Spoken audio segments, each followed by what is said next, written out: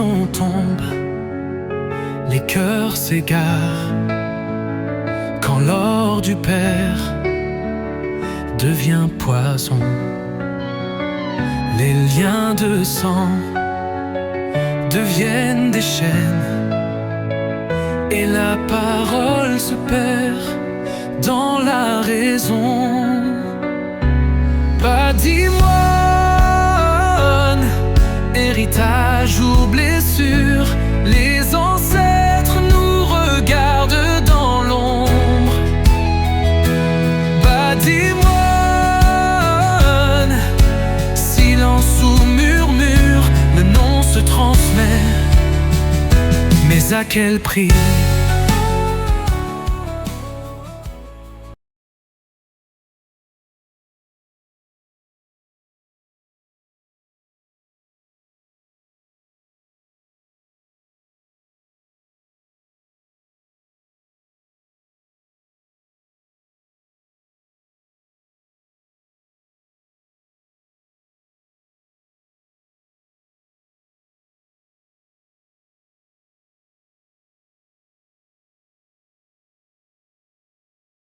Monsieur Tamko?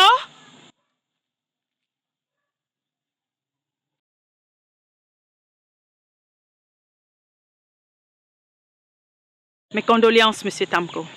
Merci. Votre père était un homme bien. Vous connaissiez mon père? Bien sûr. Tout le monde le connaissait. C'était un milliardaire. Mais moi, je l'ai connu parce que j'étais son gestionnaire à la Banque centrale. Ok, je vois que vous le connaissiez. Mais j'ai aussi l'impression de vous connaître quelque part.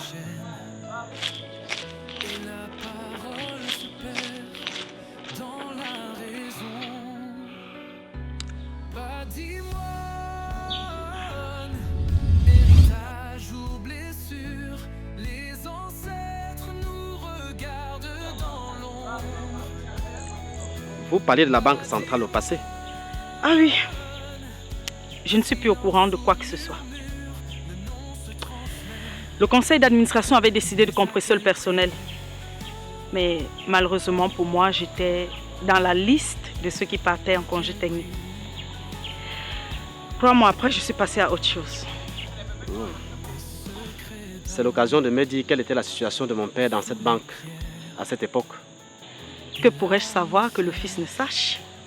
Vous savez, certains détails peuvent m'échapper. D'ailleurs, je sais que le lieu est mal choisi.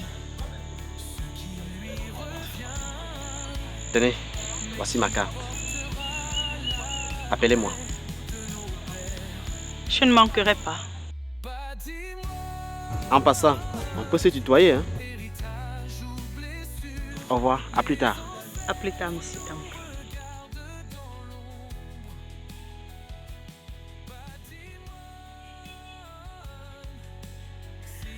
Je sais que tu me regardes. Je sais que tu vas te retourner. Allez.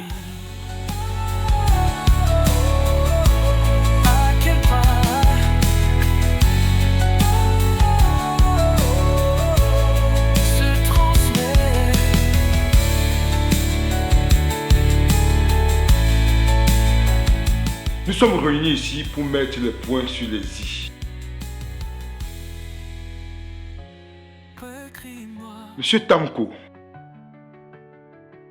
mon défunt patron avec qui j'ai travaillé depuis des années, m'a chargé de procéder par la voie de son notaire à la lecture de son testament et à la remise du dit document à son administrateur de biens.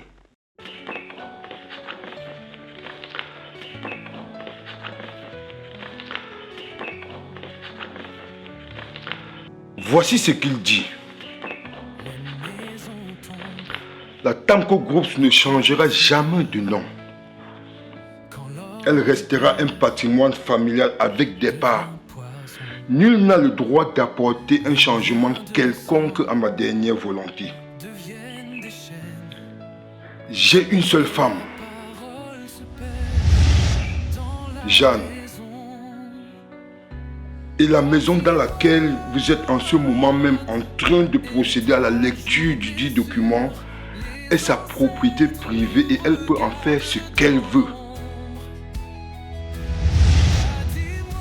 La villa du quartier chaud appartient à Georges. Et il peut faire de cela ce qu'il veut. La villa du village appartiendra à mon cadet 8 Badoudé. La case en matériaux provisoires située à la montagne des dieux reste pour Christian. Il devra beaucoup travailler pour la construire et aménager. Il devra labourer dur pour construire une autre en ville où il pourra vivre avec sa maman. Au niveau de l'entreprise, Christian aura 25% de parts. Il devra travailler en occupant le poste de jardinier pendant 5 ans. Et pendant ce temps, il rentrera en cours du soir dans un centre agréé pour étudier la gestion des stocks, frais de l'entreprise. Après 5 ans, et s'il a été discipliné, il pourra occuper le poste de magasinier en chef pendant 5 autres années avant de devenir cadre. Ma femme Jeanne conserve la part de 50%. Et l'entreprise lui reversera à titre de ration alimentaire et d'entretien de sa résidence 1 million par mois. Georges conservera les 25% de l'autre part et sera l'administrateur de la Tamco Groups. Il percevra en qualité de président du conseil d'administration et de directeur général ce que lui-même fixera en termes d'honoraires et avantages de toute nature.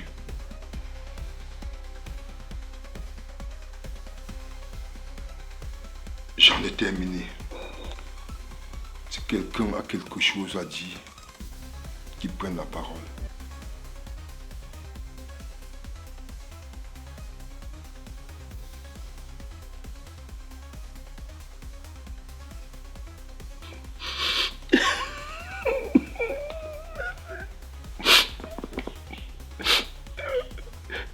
Mon frère est mort.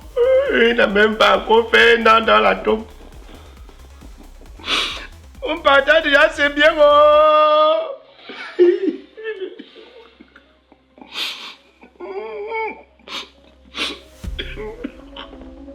Maître.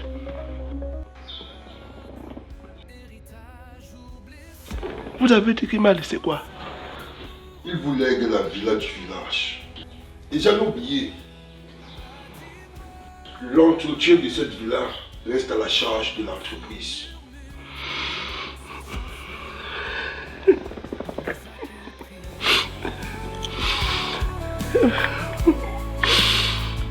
Mon frère, qu'il soit béni là où il se trouve.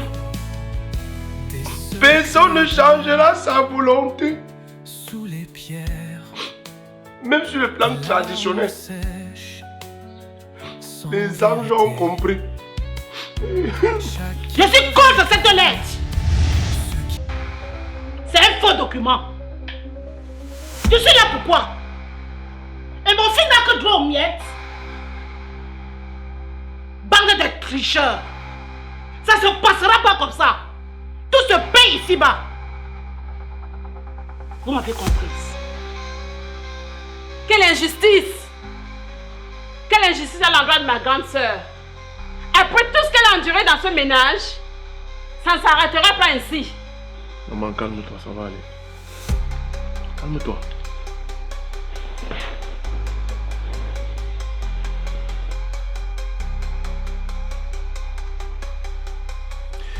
Excusez-moi, combien représentent mes parts? Je dis les 25%. 300 millions. Ok. Voici ma proposition. Vraiment, ce travail ne m'intéresse pas. Si vous pouvez me remettre mes parts et qu'on en reste là. Que nous disparaissions dans la nature avec ce peu et que nous n'ayons plus affaire à vous. Personnellement, je trouve que c'est impossible de sortir une somme pareille. Car ça pourra occasionner la chute de l'entreprise. Mais c'est pas moi d'en décider. Seul le PDG a le dernier mot. Parce que lui seul maîtrise mieux la santé de l'entreprise. Tu as quoi ici dedans? Eh bien, maître a raison. Cependant, par honneur pour mon frère, je vais tenter le coup. Tu violes ainsi le testament de ton père. Et je ne suis pas d'accord en tant qu'actionnaire majoritaire. Maman, calme-toi. Je suis le nouveau PDG. J'ai fait un serment à papa. Celui de ne point faillir. Je respecterai sa mémoire. Je ne prendrai aucun risque qui puisse entraîner la chute de l'entreprise. Dans le cas d'espèce, ce n'est pas un risque. Si je ne le fais pas et que mon frère refuse de travailler, il n'aura pas de salaire. Aie confiance en moi. Le nom se transmet, mais à quel prix?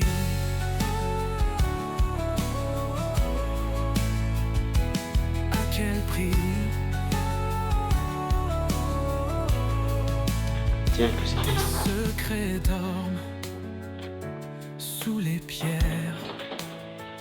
Des larmes sèches sans vérité. Chacun réclame ce qui lui revient. Je n'ai pas encore dit mon dernier mot. Mais qui portera la paix de nos pères? Patrimoine, héritage ou blessure, les ancêtres nous regardent dans l'ombre. Patrimoine, silence ou murmure, le nom se transmet, mais à quel prix?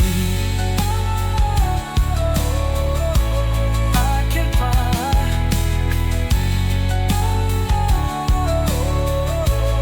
Se transmet.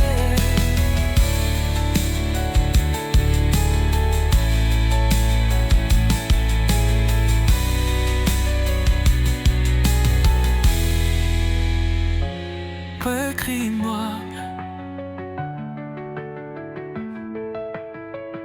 Le nom se transmet.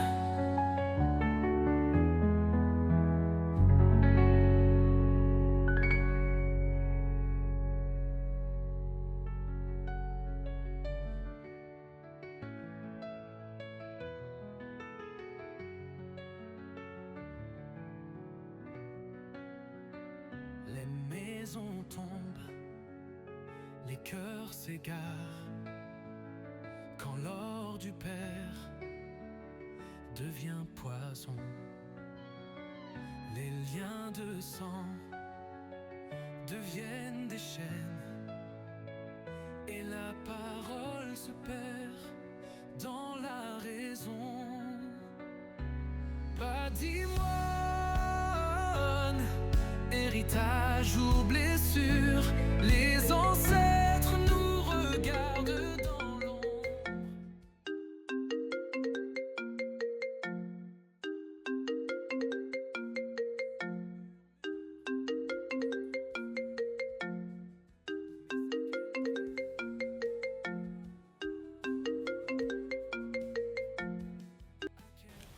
Allô, maître. Bonjour. Bonjour, monsieur. Une nouvelle vient de me parvenir par le directeur général de la Camco Group au Nigeria. L'entreprise sera en danger. Notre conseil sur place propose que nous convoquions le conseil d'administration. Ok. Informez les autres actionnaires et rendez-moi compte. Monsieur, il veut retirer leur part avant que l'entreprise ne coule. Donc, il faut agir au plus vite. Vous devez voyager, monsieur. À vous écouter, maître. On dirait que je n'ai pas le choix. Cette réunion est d'autant plus importante que la santé de la Tamco Group au Nigeria en dépend. Contactez le consul nigérian et faites une réservation pour demain dans l'après-midi. C'est comme si c'était fait, monsieur. Merci. À plus tard. À plus tard, monsieur. Comme ça, tu vas me laisser seule dans cette maison.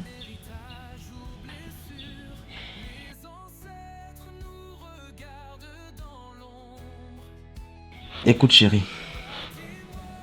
Si je ne voyage pas, l'entreprise risque de prendre un coup. Mais visiblement plus que tu en es affecté. Je vais appeler Maître Takunga pour qu'il fasse une réservation pour 3. Tu m'as l'air un peu contrariée, chérie. Si cette décision t'agace, je vais te laisser partir seule. Mais promets-moi qu'une fois la mission accomplie, tu me reviendras. Bien sûr, chérie. Tu vas tellement me manquer que je ne resterai pas une seconde de plus en dehors de ma maison. Ah, ma chérie. Tu es une merveille que la nature m'a offerte. Loin de toi, je m'ennuie. Oui, mais sauf que l'ennui, c'est pour quelques semaines seulement. Et après, je serai totalement à toi. Tu es sûr? Bien sûr. Tu me promets? Oui.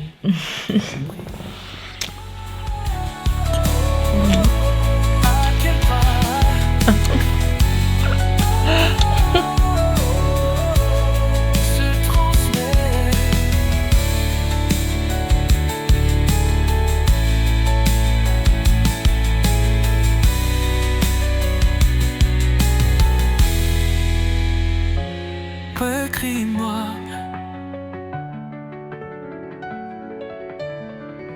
Le monde se transmet.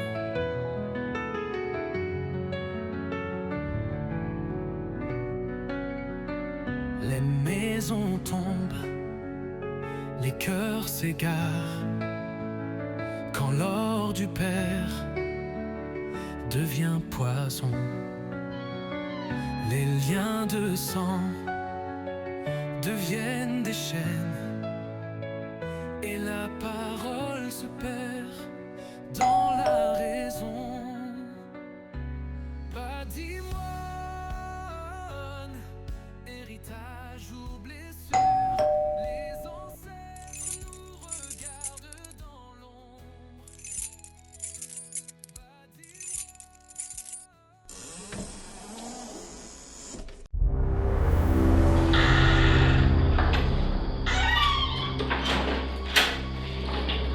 Qu'est-ce que tu fais là? Quoi? T'es pas content de me voir? Non, c'est juste que nous ne savions pas que tu nous rendrais visite. Chérie, je te présente Christian, mon demi-frère. Nous venons de nous marier. Waouh! Ta femme est très jolie, frangin. Merci. Comment ça va, Berthe? Ah, je veux dire, Madame Tamko. Très bien, merci. Bienvenue chez nous. Merci. Mais, chérie, tu ne m'as jamais dit que tu avais un frère.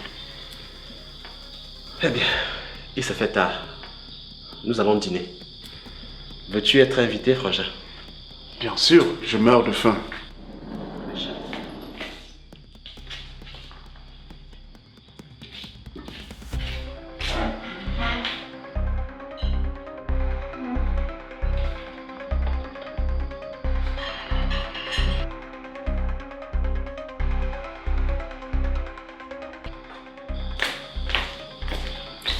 Allez, tiens, frangin. Bon appétit. Merci. Dis-moi, mais je ne me souviens pas t'avoir dit comment ma femme s'appelait.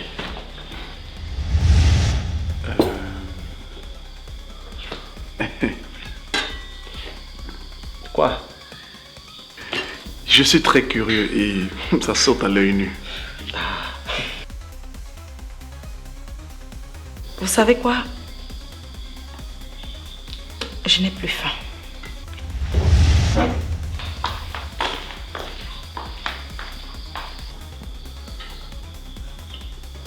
Mais pourquoi est-ce qu'elle se comporte comme ça? On dirait que je ne suis pas la bienvenue dans votre maison. Non, ce n'est pas ça. Ma femme est très stressée. Depuis que la nouvelle est tombée que je vais faire un mot au Nigeria. Elle n'est pas dans son assiette. Mais je vais régler ça.